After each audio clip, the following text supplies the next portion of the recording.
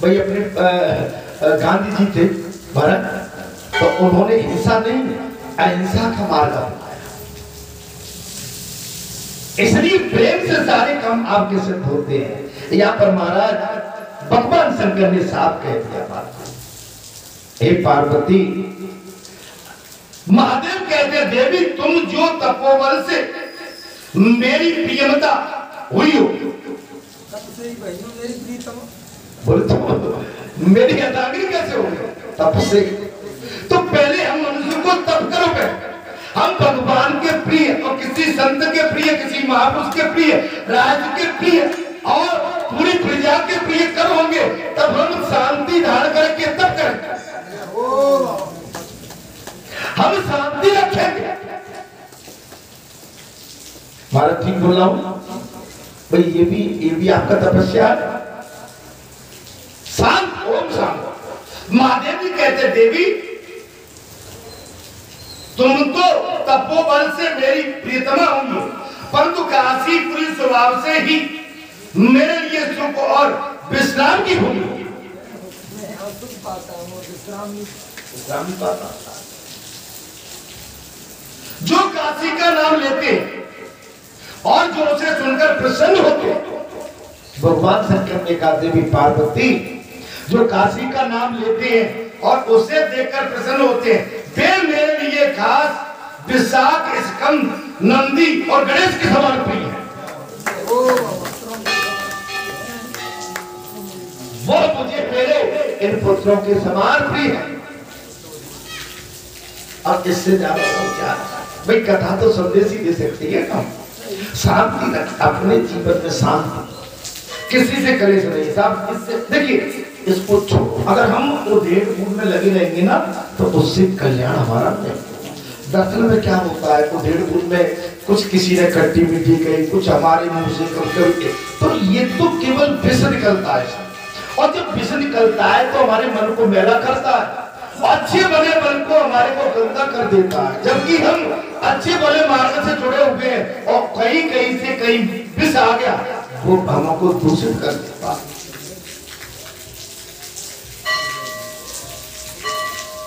बोले गणेश जी के समान प्रिय वे ही मेरे भक्त, वे ही मेरे सेवक और वे ही मेरे मुझुझु है खास, और वे ही मेरे आनंद मन में विचरण करने वाले भक्त।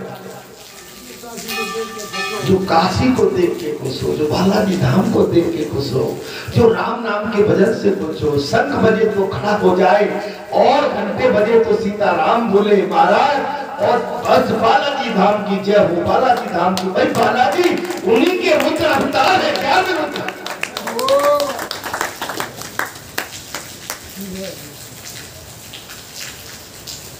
जो काशी में निवास करते हैं, देवी पार्वती भगवान शंकर ने कहा जो काशी में निवास करते हैं उन्होंने ही भारी तपस्या की। अच्छा, पर आप क्षेत्रवासी भरतवासी आपकी तपस्या कम नहीं है। अगर आपकी तपस्या हमारे पूर्वजों की तपस्या, हमारे और पुरखों की लंबी तपस्या, उसी का फल है कि आज बालाजी धाम बनाया। अभी तो केवल कुछ सीख रहे बैठ के, हमारे पुरखाओं ने तपस्या की, और यहाँ तो वैसे ही ये पर्यटक काम तो आज से नहीं आदि से फेमस है। यहाँ तो मैया की जाट लगती है, 7-9 दिन मेला लगता है। और देखिए मैया की क्या कृपा हो गई बालाजी धाम में, अब तो रोड मेला लग गया और मैया खुद बैठ गई। तो ये तो अजर अमर हो गया। ये आपका क्षेत्र महाराज कैसा हो गया? अजर अमर हो गया। उन्होंने भी भारी तपस्या की, बड़े बड़े व्रत किए, देवी पार्वती महादान दिए, वे ही सब तीर्थों में स्नान के पुण्य से युक्त, और उन्होंने ही हिंसा रहित यज्ञों की दीक्षा ली है। देखिए हिंसा, अगर वास्तव में आप बालाजी के प्रिय है तो मोह छल क्षेत्र कपट नहीं भावा, निर्मल मंदिर स्वयं कपट। हमारे मन में अगर बालाजी का प्रिय भक्त बनना है तो सीताराम का भजन, सेवा का धर्म, साधना का धर्म, तप तपस्या का धर्म, लेकिन छल कपट नहीं, ईर्ष्या नहीं। ये तो आपका ही है भाई, ये समुद्र हो चुका है। यहाँ पर अगर भगत जी भी महाराज सोचे आपके कि यहाँ मैं जो करूंगा वो होगा, ऐसा भी नहीं। बालाजी करेंगे सो और पंचों का जो मत होगा वो।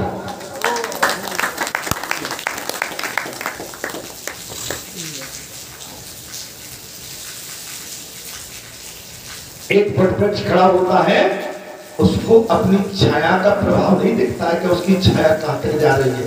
उसके नीचे कितने आके राहगीर शीतल हवा लेके और अपने शरीर को ठंडा करके फिर निकल जाते हैं। तो ये तो धर्म का वटवृक्ष है, इतना बड़ा हो गया है, जिसकी जड़ इतनी मजबूत हो गई है कि ये तो अचल हो गया।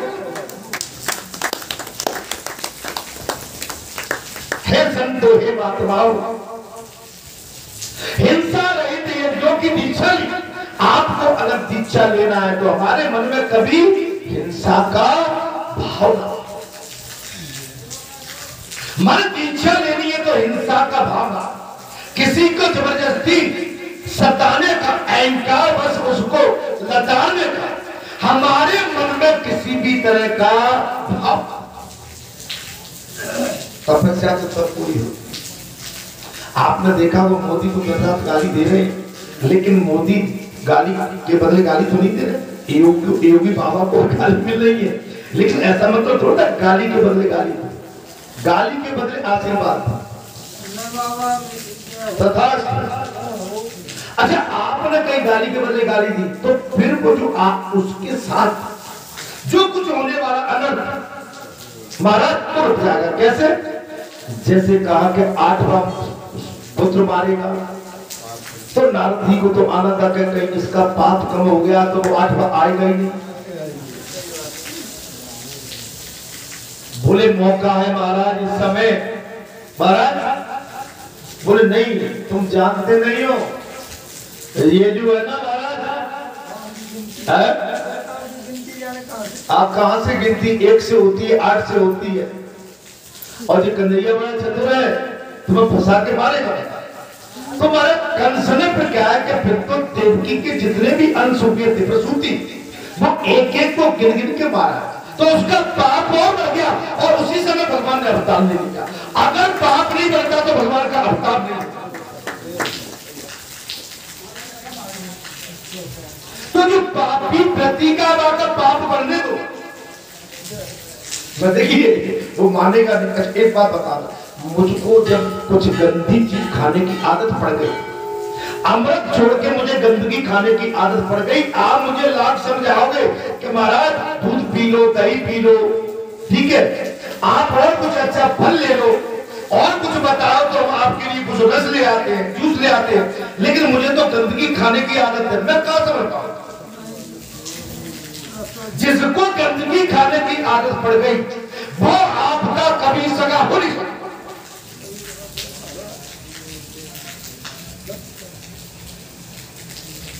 कहावत है कि पत्थर के नीचे 12 साल दबा के रखी कोई चीज, लेकिन निकली तब टेढ़ी। में वो शब्द नहीं कहना चाहता, नहीं वो शब्द ठीक नहीं रहते महाराज। व्यासपीठ पे से कभी वो शब्द नहीं लाना चाहिए, वही तो माड़ी का खेल है। इसलिए हमेशा ध्यान रखिए, आप अपना उद्देश्य रखिए कि हम इस समय कहां जुड़े, हमारा संदेश क्या चला रहा है, हम किस जगह पर उठते बैठते हैं, हमारे साथी कौन है, हमारा सत्संग कहां है, हम कितने जगह पर मारे हमें लोग उस एक अच्छे भाव से देखने लगे। हम कहीं भी हिल गए तो हमारा जो आज तक व्रत किया था वो सब खत्म हो जाए। बात आती है महाराज, हिंसा रहित यज्ञों की दीक्षा देवी पार्वती, और जो मुझसे हिंसा रहित यज्ञों की दीक्षा लेता है मैं बड़ा खुश होता हूं। द्वेष की नहीं। आज बालाजी ने कभी ये कहा है कि चलो वो उसने उद्यम मचाया तो उसका ऐसा हो जाए, नहीं, वही वही राम का। अरे राम ने मारे गांव को ऐसे बोलते, राम अपने यहां मर जाएंगे सो करके बोलते। अच्छा, आप भी जब उससे वैसी भाषा में करोगे ना तो उसका जो कुछ नुकसान होने वाला था वो वही रुक जाएगा, उसका प्रभाव आप पे आ जाएगा, क्योंकि आपने बातों के माध्यम से आदान प्रदान कर लिया तो अब उसका अनर्थ नहीं हो सकता। आप गाली खा के चुपचाप बैठ गए तो फिर कुछ हो जाएगा। मैं जितनी कह रहा हूं हो ही जाएगा, भगवान तब सुनेगा। भगवान कहता है कि भाई मैं अब कैसे साफ करूं, फिर उसने भी कहा था तू और तूने भी कह दिया तू, तब दोनों तू कह चुके तो मैं हिसाब इसका करूं। कुछ मैं ज्यादा गलत बोल गया भाई। 5 पंचों पे भी तुम बात लाओगे कि भाई किसने क्या कहा, बोले इसने ऐसा कहा, 2 लाख किसने दिए, बोले 3 इसने दिए, तो बात तो बराबर होगी भाई। अगर तुम मार खा के रह जाते और तब हम रहते,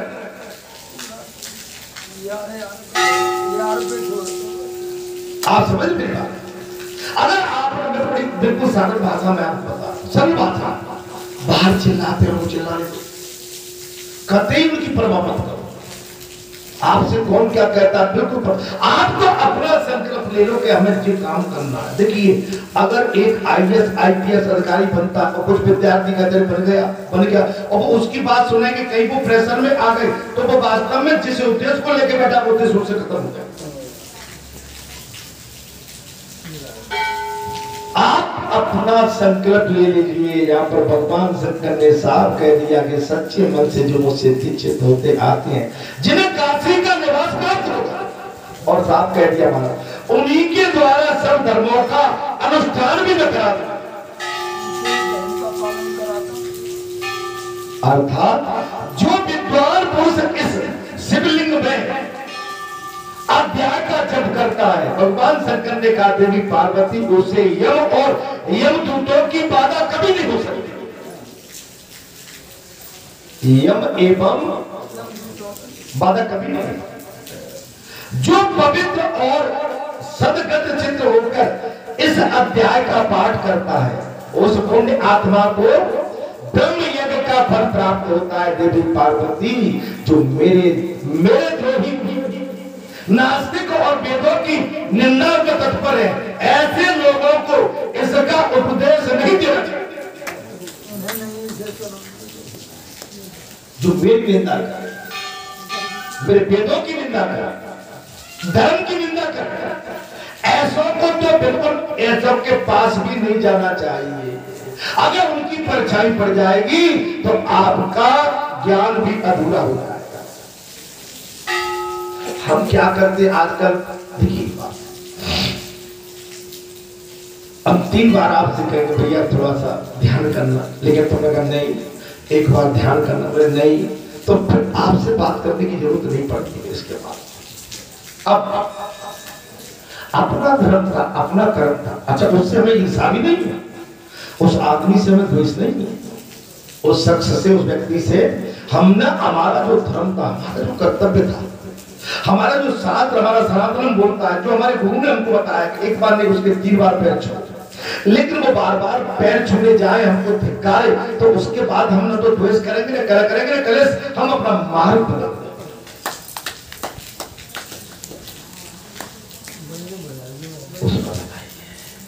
उसी में बनाएंगे। इसलिए मेरा आप सबसे अनुरोध है ना कि अपन जबरदस्ती किसी में, आज का युग नहीं है। देखिए घोर कलयुग चल रहा है इस समय, इतना कलयुग का प्रभाव प्रबल है कि वो अच्छे बड़े आदमी को भी मारे ठगने की कोशिश कर रहा है। घोर कलयुग। और कई जगह उठा के देख लो, बहन बेटी भाई बंधु सके संबंधी, आप देख लो जहर घुना हुआ है, आपस में तालमेल नहीं है मेरे भाई, तालमेल नहीं। तो मेरा आपसे जी तो विनती है, फिर कथा सुनने के बाद अगर हम कहीं सचेत नहीं हुए, हम कहीं फिर ठगे गए। देखिए एक बात करते हैं, महाराज भगवान शंकर ने जो जैसे जाए मोह भ्रम भारी और करियो जो जगत विवेक विचार, भगवान शंकर ने सती को समझाया था, लेकिन उसके बाद में चेतावनी दे, तुम परीक्षा लेने तो जा रही हो, लेकिन विवेक का इस्तेमाल कर, डायरेक्ट टूट मत पड़ना, डायरेक्ट तुम्हारे ऐसा मत कर देना कि लकड़ी को तोड़ दो। भाई बात भी तुम्हारी बन जाए, तुम्हारी परीक्षा भी पूरी हो जाए और तुम्हारी समझ में भी आ जाए। कुछ ज्यादा भूल जाता हूँ। विवेक, राजा दशरथ विवेक खो चुके थे, इसलिए राम के पुत्र मोह में उन लोग को प्राण त्यागने पड़े। लेकिन कौशल्या माता विवेकपूर्ण थी, विवेक से काम लिया, उनको प्राण नहीं त्यागा। विवेक से काम करो। इस समय घोर कलयुग में विवेक, और विवेक कब आएगा? जब आपका आचरण पक्का होगा, आपका सत्संग अच्छा होगा, आप भगवान की भक्ति में होंगे, आप द्वारे द्वारे पर नहीं बैठेंगे, गली गली में नहीं बैठेंगे, गली गली के आदमी से वार्तालाप नहीं करेंगे। आप गली गली के आदमी से वार्तालाप करेंगे, आपका मन भ्रम हो जाएगा। आप समझ लो कि आप जिससे कह रहे हो कि मेरा हो जाएगा, मेरा नहीं है वो मैं। इस प्रकार महादेव जी ने पार्वती के आगे ये सब कथा सुना रहे थे, और इतने में नंदी जी ने आकर प्रणाम पूर्वक सूचित किया, बोले भगवान विशाल मंदिर निर्माण का कार्य अब पूरा हो। जो मंदिर का निर्माण हो रहा था बोले पूरा हो, रथ सुसज्जित होकर तैयार है, और ब्रह्म आदि देवता भी एकत्रित हो गए हैं।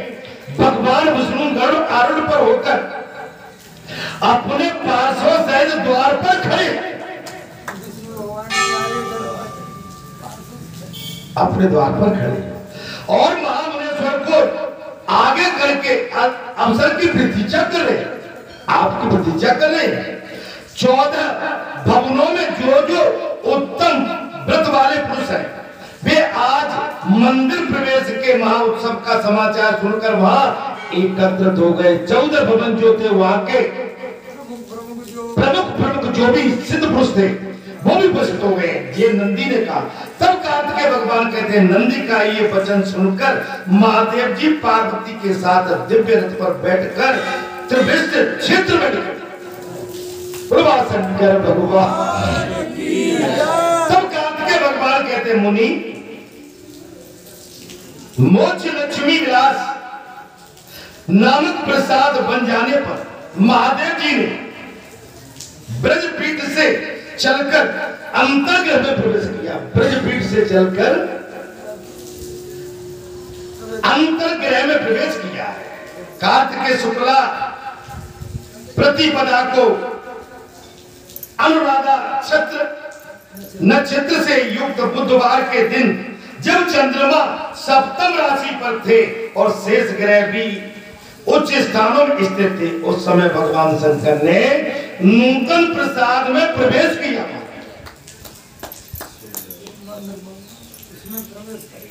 प्रवेश काल में नाना प्रकार के बाजे बज रहे थे, संपूर्ण दिशाएं प्रसन्न थीं। कार्तिकेय भगवान कहते हैं, अगस्त ऋषि ब्राह्मणों के वेद उच्चारण की ध्वनि से अन्य प्रकार के शब्द दबे हुए थे। भूलोक से लेकर भूलोक के बीच का भाग उसकी प्रतिध्वनि से गूंज रहा था। भगवान शिव के उस प्रवेशकालीन महाउत्सव में संपूर्ण जगत आनंदमय हो रहा था। गंधर्व गाते थे, अप्सराएं नृत्य करती थी, चार स्तुति करते थे, देवता हर्ष मना रहे थे, सुगंधित वायु चल रही थी और बादल फूलों की बरसात। सब लोग मंगला के वेश भूषा से विभूषित थे, सभी मंगला के वचन बोलते थे। स्थावर और जंगम सभी प्रकार के जीव आनंद में मगन थे। तदंतर ब्रह्मा जी ने महर्षियों के साथ आकर पार्वती के साथ शुभ सिंहासन पर बैठे हुए तथा कुमार वृंद से गिरे हुए देवाधिदेव महादेव का अभिषेक किया है।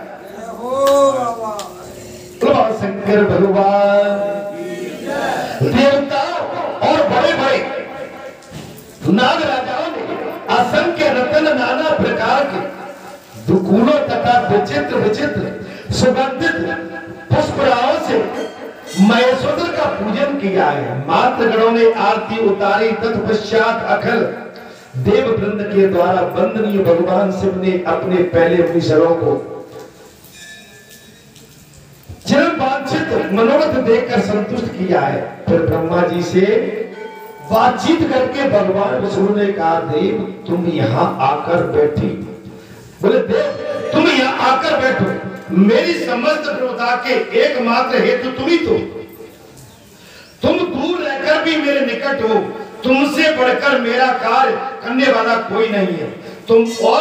तुम्ही ने अपने सब उपदेशों से राजाओं में श्रेष्ठ देवोदास को भी ऐसी शिक्षा दी थी जिससे वे परम सिद्धि को प्राप्त हो गए और मेरा भी मनोवांछित कार्य सिद्ध हो गया। आज मुझको जो ये आनंद प्राप्त हुआ है, इसमें तुम और श्री गणेश ही दो कारण। किसने कहा? भगवान शंकर ने। किससे कहा? विष्णु भगवान। या मरे हुए जंतुओं का फिर जन्म नहीं होता, या मरे हुए जंतुओं का, जीव जंतुओं का पुनर्जन्म नहीं होता। हे विष्णु, वो ब्रह्म रसायन की खान काशीपुरी मेरे लिए जैसे उत्तम सुख की भूमि है, वैसे ही प्रिय तीनों लोकों में और कोई वस्तु नहीं। अब आप अपना काशी से बढ़ के और कोई प्रिय। तब विष्णु जी बोले पिनाक पाड़े, पिनाक पाड़े। बोले भगवान शंकर, मैं आपके जड़ बिंदुओं से दूर नहीं हो पाऊं। देखिए एक बात है, हम कहीं भी नहीं अपनी मातृभूमि को नहीं त्याग सकते, अपने माँ बाप को नहीं त्याग सकते, अपने समाज को नहीं त्याग सकते, अपने राष्ट्र को नहीं त्याग सकते, अपने सगे संबंधियों को नहीं त्याग सकते, अपनी मित्र मंडली को नहीं त्याग सकते। और आपके बालाजी का परिवार तो विशाल हो गया महाराज, आपको तो जीने में और आनंद आना चाहिए। आपके अंदर जो मासूमियत, जो कुमलायापन रहता है, आपका परिवार तो बहुत बड़ा हो जाता, आपके अंदर इसका एक आनंद होना चाहिए। हम केवल एक पुत्र, दो पुत्र, मेरी जमीन, मेरी जायदाद, मेरा घर, मेरा मकान, इसके चक्कर से बाहर निकलो। आप बालाजी से जुड़े हुए तो आपके बालाजी बाबा का परिवार बता। अगर बालाजी धाम में जितने भी भक्तजन जुड़े हैं, वो ही आपके पक्के सगे संबंधी। बोलो सच्चे दरबार की जय। भाई अपना बेटा, अपना नाती, अपना पोता इससे अलग, मेरा भाई केवल यही। अरे ऐसे कैसे भाई? भाई अब तो हमारे भाई है, ये भी भाई है, सब हमारे और हम सबके। आप इसका आनंद लो। अपनी थोड़ी सोचो कि आज आप घर में बैठे होते, किसी गली मोहल्ले में बैठे होते, गली मोहल्ले वालों से नहीं पढ़ रही होती तो फिर कहां बैठे होते? तो आपका परिवार तो इतना बड़ा कि जहां आपकी किसी से घटपट होती नहीं है, जहां न गली मोहल्ले की बात है, न अपने तेरे मेरे की बात है, जहां तो सब अपने। और कितना प्रेम मिलता है। आओ बैठो, जल पियो, भोजन खा, भोजन पाओ। माने इससे बढ़िया हमें स्थान कहां मिल सकता? आपके सगे संबंधी, आपके सगे संबंधी भी आसी भरी बरसात में आपको नहीं बिठा पाएंगे कि हमारे गीले कपड़े हो गए, उनका सोफा कहीं भैया तो गीला गीला है, पहले तो हम सब कुछ करेंगे, फिर का भैया अमूल्य सोफा कहीं बिगड़ नहीं जाए। तो अपनी कोई पटिया करा सकेंगे या कोई वैसे चौकट बोर्ड बैठ जाते भैया, क्यों? तुम्हारा अमूल्य कहीं सोफा बिगड़ जाएगा। और कई महाराज किसान मिट्टी में सना हुआ है तो पहले भैया बाहर कर दो, भीतर तो वो जाते जिनके चिकने चट्टे कपड़े हों, बेदाग हों, आओ भीतर।